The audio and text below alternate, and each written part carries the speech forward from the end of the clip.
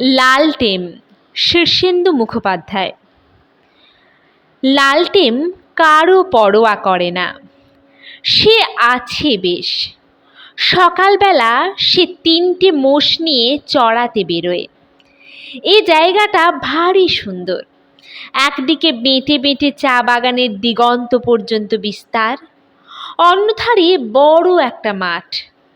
মাঠের শেষে তীরে একটা ঠান্ডা জলের পাহাড়ি নদী। তাতে সব সময়ে নুড়ি পাথর গড়িয়ে চলে। নদীর ওপারে জঙ্গল, আর তারপরেই থমথম করে আকাশ তাক উঠে গেছে পাহাড়। সামনের পাহাড়গুলো কালচে সবুজ, দূরের পাহাড়গুলোর শুধু চূড়ার দিকটা দেখা যায়। সেগুলো সকালে সোনার রঙের দেখায়, দুপুরে ঝকঝকে সাদা, আর সন্ধ্যের মুখে মুখে ব্রোঞ্জের মতো কালোয় সোনায় রং ধরে থাকে। আর চারপাশে সারাদিন মেঘ, বৃষ্টি, রোদ আর হাওয়ার খেলা। গাছে গাছে পাখি ডাকে, কাঠবেড়ালি গাছ পায়। নদীর ওপাশে সরল চোখের হরিণ অবাক হয়ে চারদিক দেখতে দেখতে আর থমকে থমকে থেমে জল খেতে আসে। লালটেম বেশ আছে। মোষ নিয়ে সে মাঠে গিয়ে ছেড়ে দেয়। এক জায়গায় বসে কোঁচড় থেকে মুড়ি খায়, নদীর জল খায়, তারপর খেলা করে।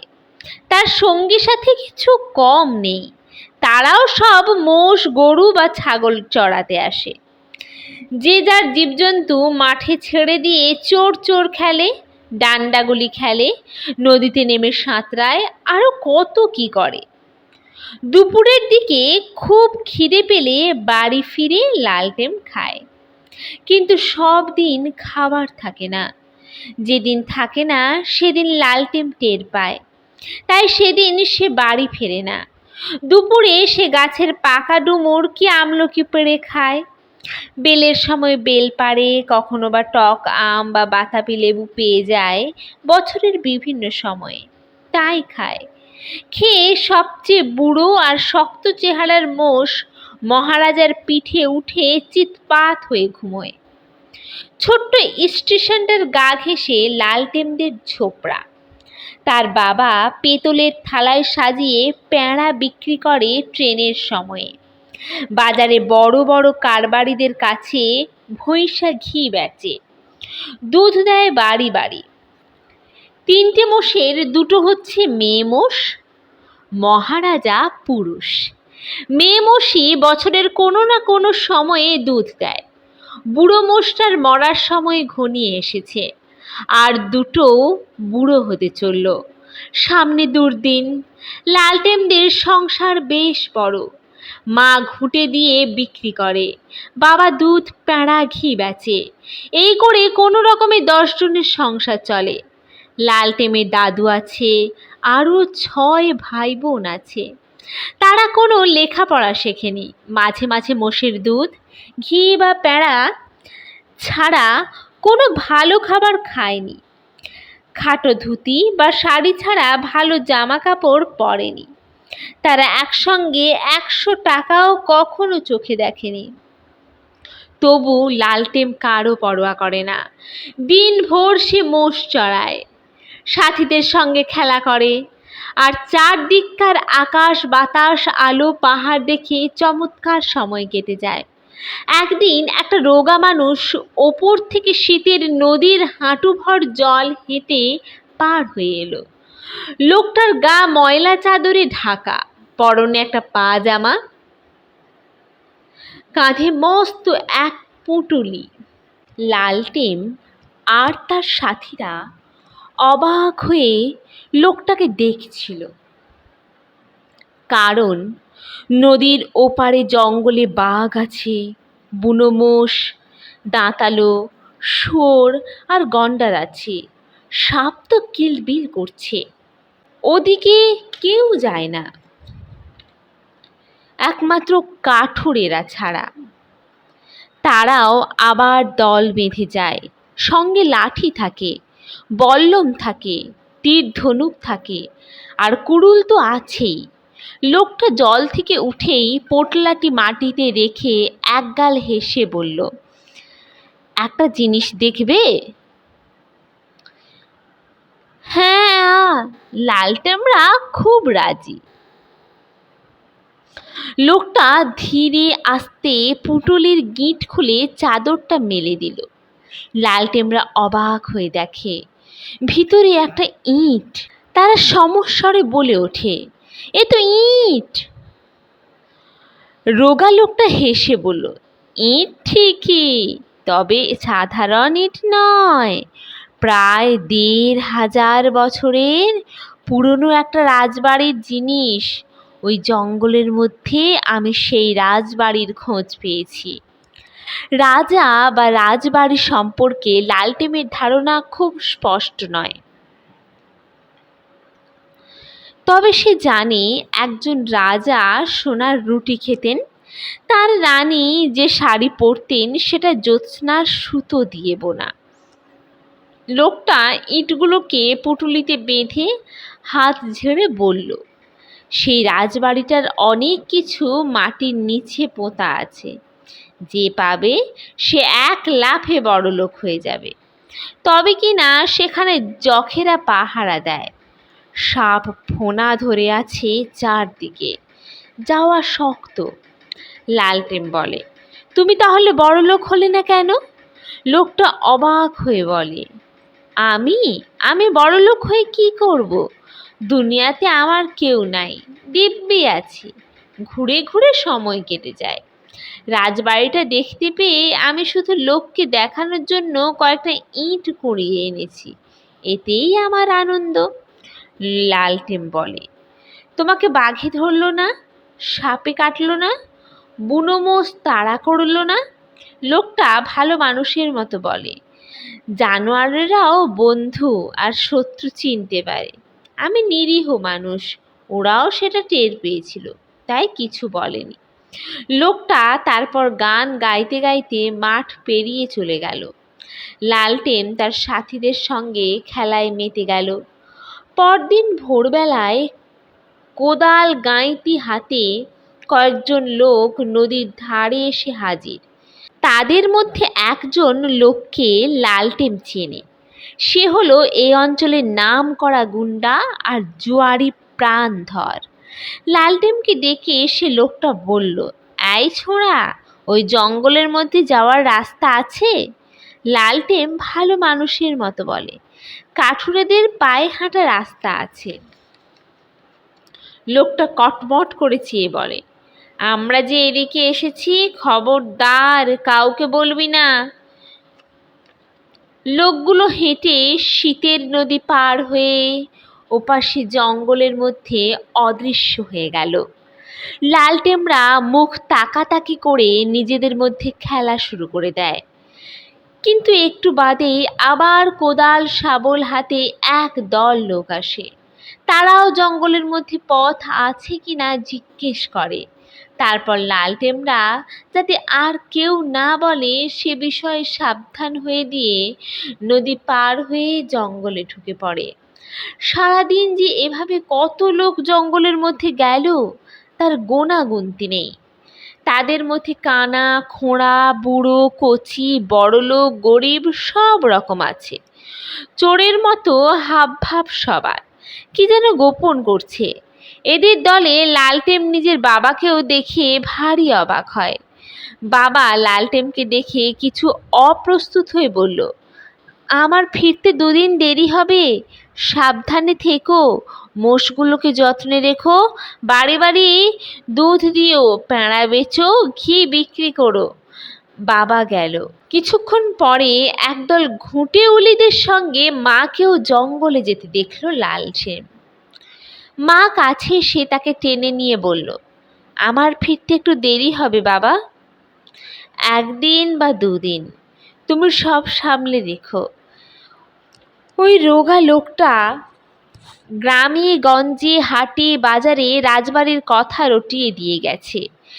এখন তাই লোভী মানুষেরা চলেছে সেই রাজবাড়ির খোঁজে। লালটেম তাই অবাক হলেও ব্যাপারটা বুঝতে পারল।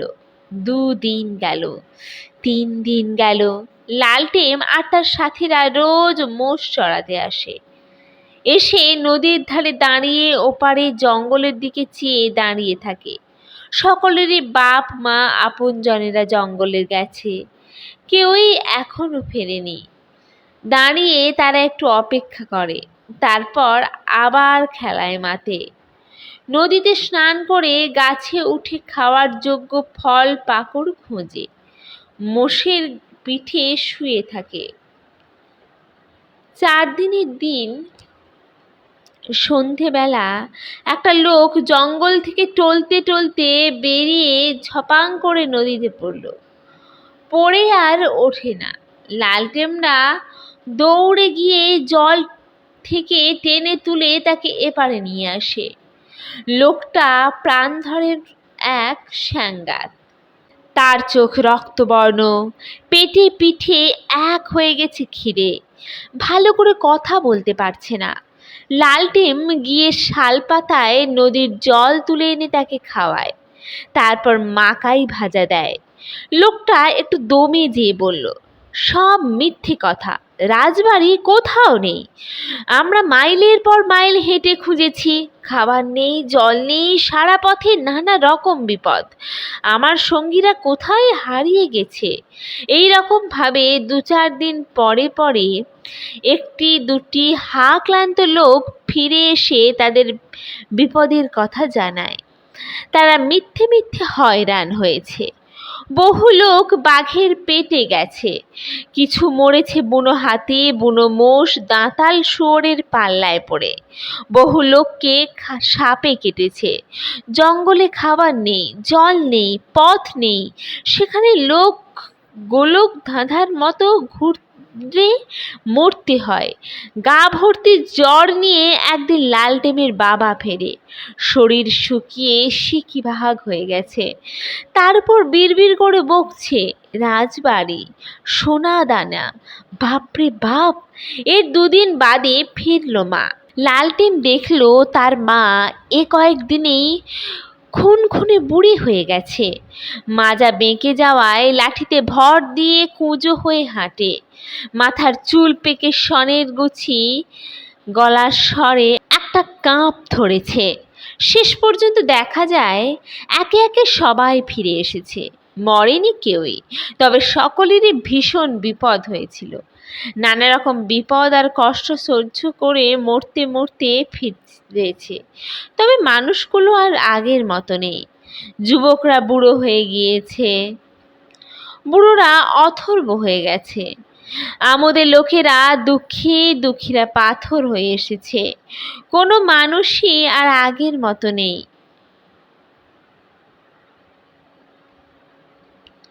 লালটেম আজকাল মোষ চড়াতে চড়াতে খুব রাজবাড়ির কথা ভাবে।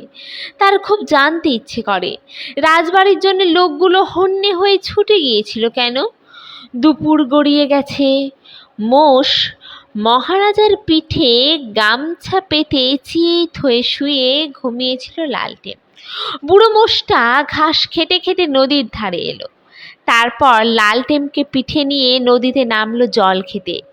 জল খেয়ে খুব ধীরে ধীরে নদী পেরিয়ে জঙ্গলের দিকে চলতে লাগলো। লালটেম ঘুম থেকে উঠে এসে কোথায়? মহারাজা তাকে পিঠে নিয়ে গভীর জঙ্গলের ভিতরে দাঁড়িয়ে আছে। দুপুর শেষ হয়ে রোদে বিকেলের নরম আভা লেগেছে। চারিদিকে গভীর স্বরে পাখিরা ডাকছে, পাতা খসে পড়ছে গাছ থেকে, সরসর করে হাওয়া দিচ্ছে। আর চিকড়ে মিকড়ে আলো ছায়ায় সামনে এক বিশাল বাড়ির ধ্বংসস্তূপ, ভেঙে পড়া খিলান, গম্বুজ, পাথরের পড়ি, ফোয়ারা, শ্বেত পাথরের সিঁড়ি। বাড়ির চূড়ায় এখনো একটা সোনার কলস চিকমিক করছে। লালটেম হাঁ করে আছে তো আছেই। মহারাজা ফোঁস করে একটা শ্বাস ছাড়তে, সেই শব্দে লালটেম সচকিত হয়ে মাটিতে নামলো লাফ দিয়ে। তাই তো, এই তো সেই রাজবাড়ি। এক পা দু পা করে লালটেন এগোয়। চারদিকে শ্যাওলা ধরা পাথর আর ইটের স্তূপ। এই সেই ইট যা রোগা লোকটা তাদের দেখিয়েছিল। সুতরাং এইটাই রাজবাড়ি। লালটেন দেখে চারধারে নানা রঙের সাপ ঘুরে বেড়াচ্ছে। কিছু সাপ ফনা তুলছে, ফোঁ ফোঁ ভয়ঙ্কর শব্দ করছে তারা। কোত্থেকে একটা দুটো তক্ষক ডাকলো। ছমছম করে ওঠে এখানকার নির্জনতা। লালটেন ভয় পায় বটে, কিন্তু তবু এগোয়। সাপেরা তার পথ থেকে সরে সরে যায়। চারদিকে ফিসফাস শব্দ ওঠে, কারা যেন হি হি করে হেসে ওঠে কাছেই। চারদিকে চেয়ে লালটেন কাউকে দেখতে পায় না, আবার এগোয়। কি করুণ অবস্থা! বিশাল ঘরের আধখানা ভেঙে পড়ে গেছে, বাকি অর্ধেকটায় ধুলো জঞ্জাল আর আগাছা। মাকড়সার জাল এত ধারালো যে গায়ে লাগলে চামড়া চিড়ে যায়। কাঁকড়া বিছেরা বাসা করে আছে যেখানে সেখানে। একটা ঘরে শেয়ালের বাচ্চারা দলা পাকিয়ে ঘুমোচ্ছে। একটা জং ধরা লোহার সিন্দুকের উপর নিশ্চিন্তে ঘুমোচ্ছে একটা দাঁতালো শুয়োর। একটার পর একটা ভাঙা ঘর পার হয় লালটেন, দেখে অনেকগুলো বন্ধ কুঠুরি। কৌতূহল বশে সে একটা কুঠুরির দরজা ঠেলা দিতেই দরজাটা মড়াত করে ভেঙে পড়ে গেল। লালটেন ভিতরে ঢুকে ভীষণ অবাক হয়ে দেখে সেখানে অনেক সোনা রূপোর বাসন পাঁজা করে রাখা। পাশের কুঠুরিতে ঢুকে লালটেন হাজার হাজার মোহর দেখতে পেল। পাশেরটায় গয়না, হিরে, মুক্ত, কত কি রয়েছে রাজবাড়িতে। দেখে লালটেন অবাক তো অবাক। সব কিছু সে ছুঁয়ে ছুঁয়ে নেড়ে চেড়ে দেখে, তারপর আবার যেখানকার জিনিস সেখানেই রেখে দেয়। 7টা কুঠুরির সব শেষটায় ঢুকে লালটেন দেখে ধুলোর উপর হয়ে পড়ে আর একটা মানুষের কোলাহল। ভীষণ ভয় পেয়ে লালটেন বাজার দিকে পিছু হটে সরে এলো। হঠাৎ কঙ্কালটা নড়ে উঠল। একটা দীর্ঘশ্বাসের শব্দ করে কঙ্কালটা বলল, লালটেন, যেও না। লালটেন ভয় পেয়েও দাঁড়ালো। এক বোঝা হাড় নিয়ে খটমট শব্দ করে আস্তে আস্তে কঙ্কালটা উঠে বসে। লালটেন দেখে কঙ্কালটার পাঁজরের মতো একটা কালো দাগ। মাথায় খুলির ভিতর থেকে চোখ আর নাকের ফুটো দিয়ে কাঁকড়া বিছে বেরিয়ে আসছে, আর সারা গায়ে লাল পিঁপড়ে ঠিক ঠিক করছে। কঙ্কালটা হাত তুলে বলে, আমার দশা দেখেছো? দেখেছি, ভয় পেও না। এখানে যা কিছু দেখছো সব সোনা দানা মোহর গয়না, এ সবই তোমার, নিয়ে যাও। লালটেন মাথা নেড়ে বলে, নিয়ে কি হবে? অভাব থাকবে না, খুব বড় লোক হয়ে যাবে, নাও। বাইরে থেকে গম্ভীর গলায় মহারাজা ডাকলো, হাংবা। লালটেন চমকে উঠে বলল, আমার মোষটার দল তেষ্টা পেয়েছে, আমি এবার যাই। যেও না লালটেন, কিছু নিয়ে যাও। মহারাজা আবার ডাকে, হামা। লালটেন ছটফট করে বলে, বেলা বই যাচ্ছে, আমি যাই। তোমার মোষগুলো বুড়ো হয়েছে লালটেন, একদিন মরবে, তখন বড় দুর্দিন হবে তোমাদের। এই বেলা বড়লোক হয়ে যাও। মহারাজা বাইরে ভীষণ দাপিয়ে বেড়াচ্ছে, গা গা। লালটেন একটু হেসে বলে, আমার দিন খারাপ যায় না, বেশ আছি। কঙ্কালটা রেগে গিয়ে বলে, গাঁগঞ্জের হাজারো মানুষ যে রাজবাড়ি খুঁজে খুঁজে হয়রান, সেই রাজবাড়ি পেয়েও তুমি বড়লোক হবে না? লালটেন একটু ভেবে বলে, না, আমি তো বেশ আছি। চারিদিকে কত আনন্দ, কত ফুর্তি। সাপটা ফোঁস করে কঙ্কালটার পাঁজরায় একটা ছোবল দিল। উহ করে কঙ্কালটা পাঁজর চেপে ধরে বলল, গত 100 বছর ধরে রোজ ছোবলাচ্ছে রে বাপ। ইহ, ওই দেখ, মাথায় ফের কাঁকড়া পিছেটা হুল দিল, কি যন্ত্রণা। আচ্ছা লালটেন, বলো তো, বোকা লোকগুলো রাজবাড়িটা খুঁজে পায় না কেন? তোমাদের এত কাছে, জঙ্গলের প্রায় ধার ঘেঁষেই তো রয়েছে, তবু খুঁজে পায় না কেন? আর যে দু একজন খুঁজে পায় সেগুলো একদম তোমার মতোই আহাম্মক। লালটেন, লক্ষ্মী ছেলে, যদি একটা মোহরও দয়া করে নাও তবে আমি মুক্তি পেয়ে যাই, নেবে?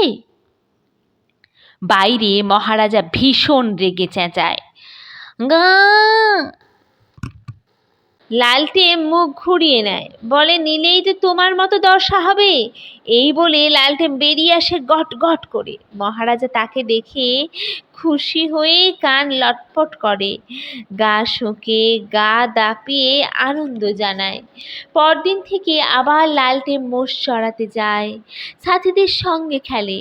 পাহাড়, জঙ্গল, নদী, মাঠ, চা বাগান দেখে তার ভারী আনন্দ হয়। রোদ আর আলো, মেঘ আর বৃষ্টি, বাতাস আর দিগন্ত তাকে কত আদর জানায় নানাভাবে। কোনোদিন তার খাবার থাকে, কোনোদিন থাকে না। যেদিন খাবার জোটে না সেদিন সে মহারাজার পিঠে শুয়ে শুয়ে আকাশ দেখে। তার মনে হয় সে বেশ আছে, খুব ভালো আছে, তার কোনো দুঃখ নেই।